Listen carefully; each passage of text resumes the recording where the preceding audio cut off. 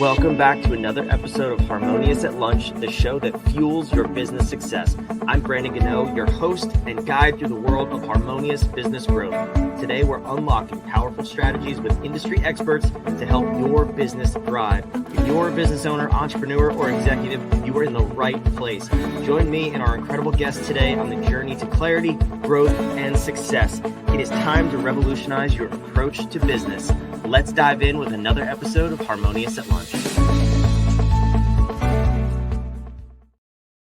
Welcome back into some more bite-sized business advice. And today's episode is going to be an interesting conversation. We're talking about learn-it-all leadership versus know-it-all leadership, and then also building a learn-it-all culture for your company. I think this is a very important topic, and we have a very special guest with us, Damon Lemby. Welcome to the show, and thank you for being here.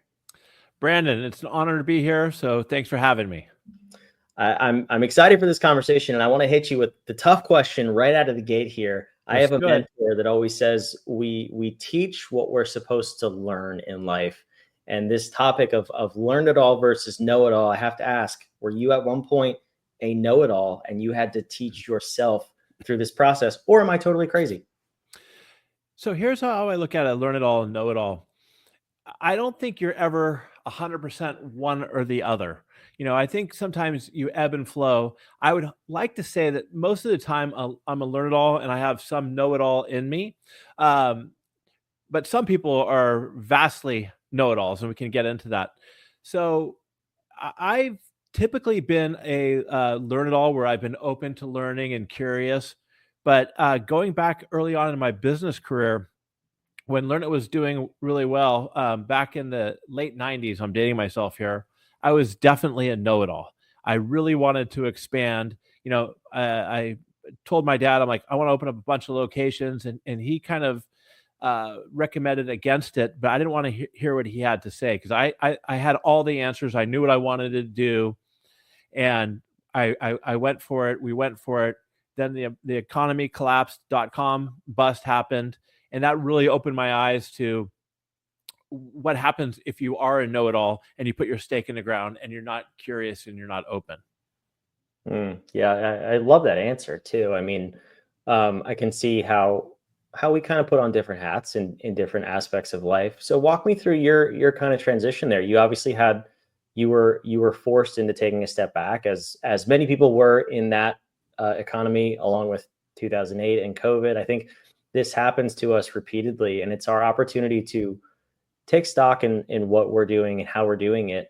So your transition from being more of a know-it-all into adopting this learn-it-all mentality and really taking more information in from different perspectives.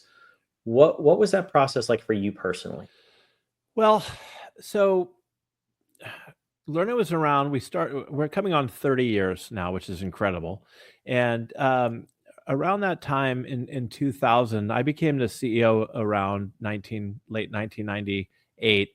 And we went forward with all this expansion, like I told you about. And quite frankly, if I didn't have my family's backing and financing available, we would have been out of business. You know, there's no way we would have made it through. And so it was a very humbling experience, you know, having to call your grandfather and your dad every couple of weeks and say, hey, how's it going, guys? You know, can I borrow $20,000 to cover payroll? Incredibly humbling experience.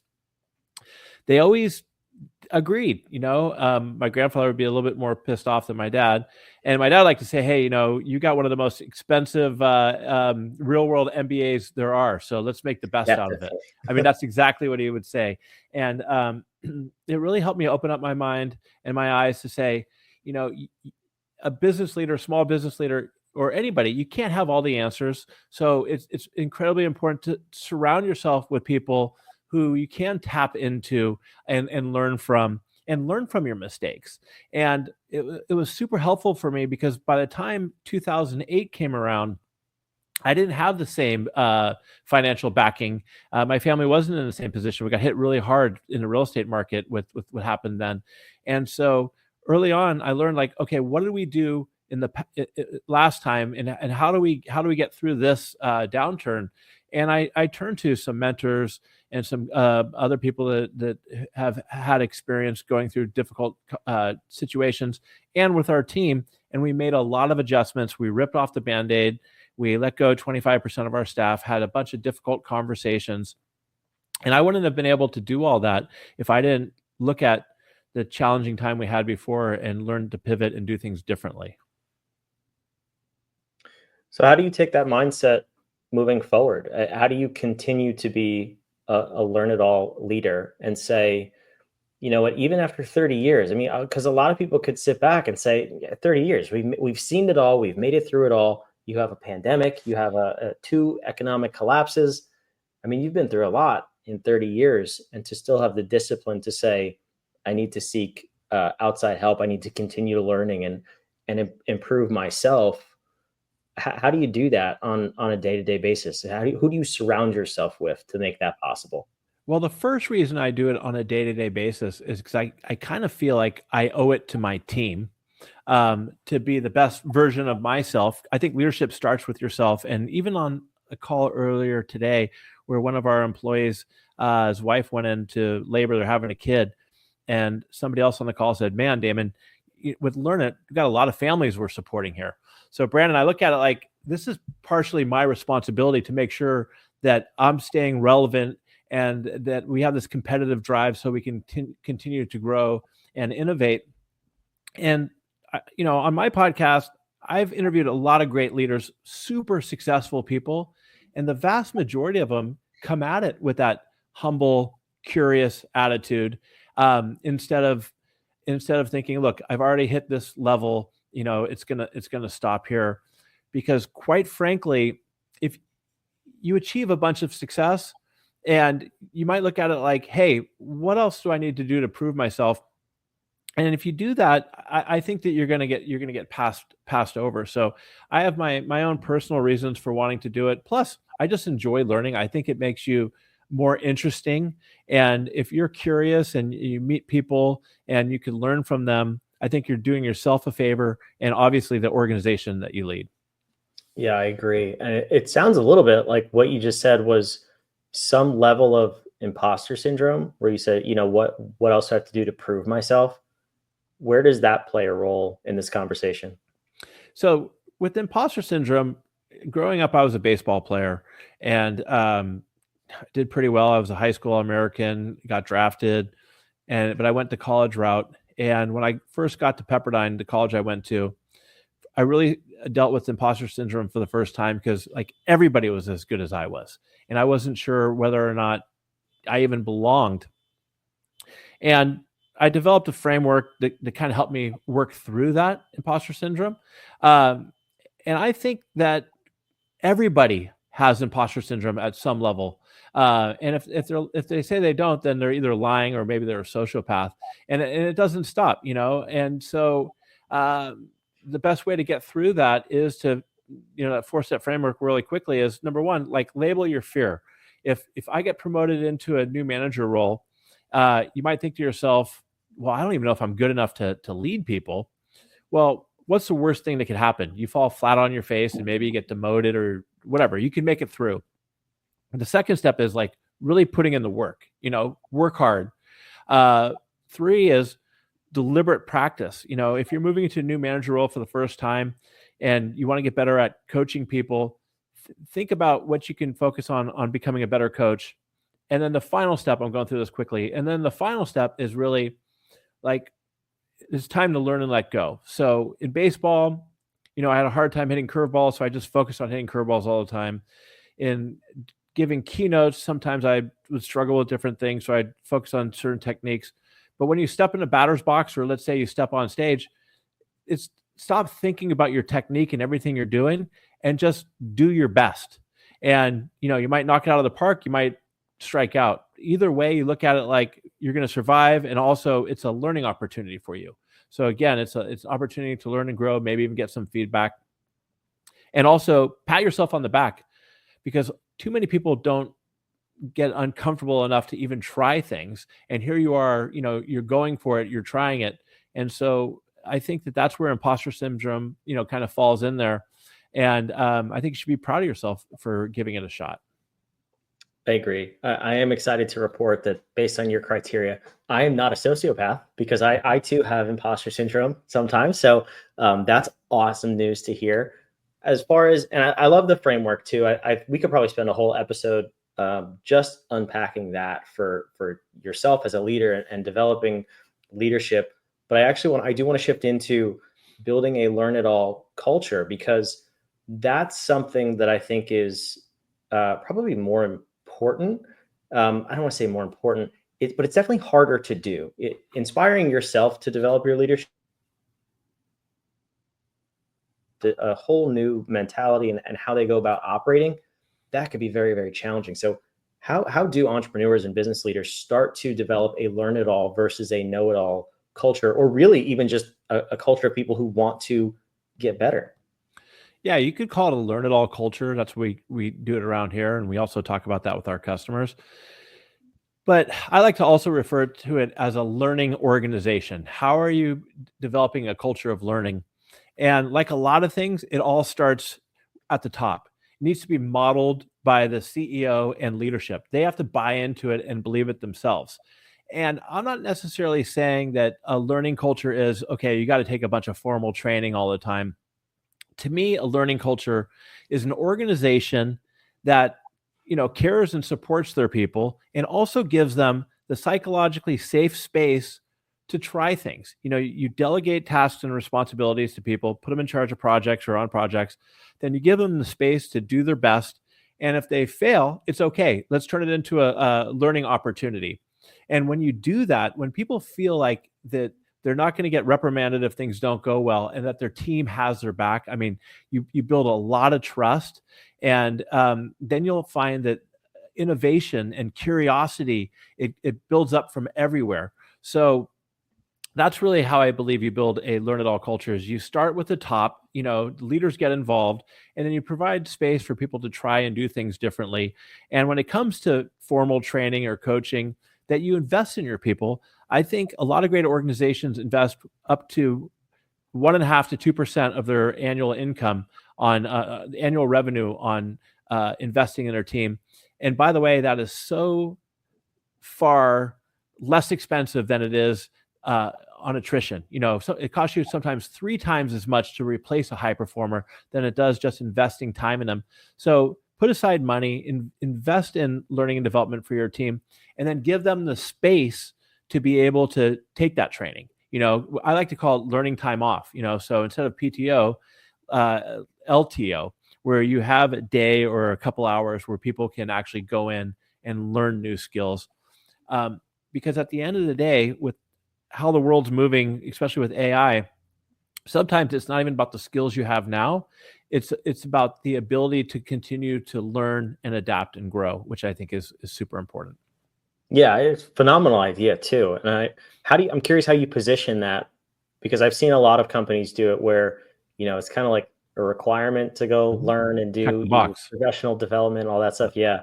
So how do you incentivize people to do that by just saying like, we want you to do it so you're a better you and a more happy you, versus, well, this is kind of how you're going to get promoted in 6 months, or however other people traditionally propose that. But how do you recommend that conversation? Well, that's a great question. And I think a lot of it has to tie back to the why and their purpose. Hopefully in your organization, you understand what your individual employees, what's exciting to them, what their purpose is, and hopefully it aligns with the purpose of your organization. And then you can, again, like I said, you could tie that back to learning. So if you go in and you learn these skills, here's how it's going to benefit you. Because people want to know how it's going to benefit them. It's going to give you more confidence. You're going to be able to do this differently. And when you do that, then they'll look at it more as than just a check the box, like this is something we have to do. One of the biggest challenges that we see throughout organizations, with that being said, is middle managers. Middle managers are already stretched so thin in their organization that sometimes they're hard to get on board with setting aside time for their team members to be able to do training, because they're like, man, we're already backed up and so overwhelmed as it is. Now you want everybody to go through training. And in that situation, when we come work with new clients, or existing clients even, we work with the middle managers and get them involved, get them into some of the training themselves so they can see directly the benefit it does both for them and for their organization. I like that. And I guess I have to end with another tough question, because everything you're saying is beautiful. I love it. And I wish more people would incorporate this in their organizations. I'm sure you do too. But you did say something earlier when developing a learn it all culture. You said it has to start at the top, it has to be modeled, right? So as a leader, for someone listening to this, or maybe someone reading your book or hearing this somehow, is how are you able to take an audit, a self audit, and even understand which side of the line your company culture is on right now? Because you may hear all this and say this is great, but your employees are looking at you like, not going to happen. That's not you don't model any of this stuff, pal. So how can we just take an honest assessment of where we are in our companies? Well, that's a great question. And that kind of gets tied back into just being able to receive feedback, anyways. There's a lot of talk always about giving feedback. I think one of the superpowers out there is being able to receive feedback, because it turns into fuel for growth. So it's just being able to ask questions or do surveys and just get an honest opinion from people out there. Like, what is the culture like? Does your organization say that they support training and learning, but they don't actually do so? And when you're building out a learning program or whatever, get people involved right away. And sometimes bring in new people to the organization. Like, you just came on board here. What are some things that you need to be successful in your role? And then reflect back on that later on and do periodic check-ins with people and say, hey, we talk a big game, but are we living it as well? Are our actions in line with what we're saying we're going to do? And I think you constantly have to be able to do that. And whether it's as an organization or just an individual as a leader, you got to have enough self-awareness and reflection to be able to do that.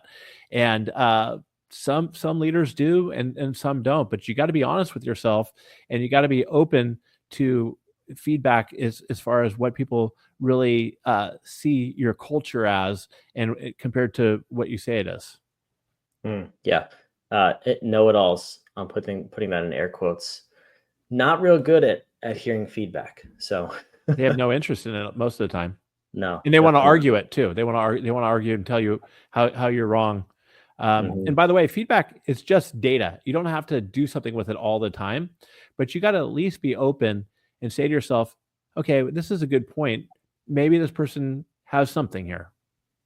Yeah, I agree. I hope this episode impacts a lot of people, because it's such a great way to build just a solid company foundation, and change the perspective and build a more collaborative culture too. So Damon, I love everything you're talking about here. You wrote a book, you have a podcast, you have a company. Where should people go to learn more about you and about this concept of a learn it all organization? Last thing I want to say on it, it's really not that difficult. If you just make some small steps within your organization and as yourself to become more of a learn it all than a know it all. And also, learning doesn't mean spend all your time learning. You got to apply some of the stuff you learn as well. So yeah. To answer your question, connect with me on LinkedIn at Damon Lemby. Our company website is learnit.com. And also check out my podcast, the Learn It All podcast, where I bring on great leaders from all different industries and backgrounds, and just have open conversations and provide practical advice. Awesome. I love it. Learnit.com on the screen in the show notes, along with all the other links that Damon mentioned. They're down in the description, wherever you're watching or listening. Last little question here. You have to spend a little bit of time learning every day. I think at least 15 minutes of that should be listening to the Harmonious at Lunch podcast. Am I onto something there? You're absolutely onto something there. And when it comes to learning, you don't need to spend 5-6 hours. Just, put on Brandon's podcast, go get a coffee, walk around the block, and not only will you get something out of it, figure out how you can position it and apply it in your own work life. I love it. That was such a terrible self-promotion, but you made it actually applicable. So thank you for that, Damon. This was fantastic. Whether you're watching or listening, do that. subscribe to the show. We'll see you back tomorrow on another episode of Harmonious at Lunch. Thanks for listening to another episode of the Harmonious at Lunch podcast. Make sure you subscribe on whatever platform you're on, and we want to invite you to join us in the Small Business Success Facebook group, our private group where guests and listeners come together to grow your business. We want impact-driven entrepreneurs who are ready to go to the next level in this group so we can all share ideas, collaborate, and grow our businesses together. Go to whatif.com/group, and we want to invite you to join today. See you on the next episode of Harmonious at Lunch.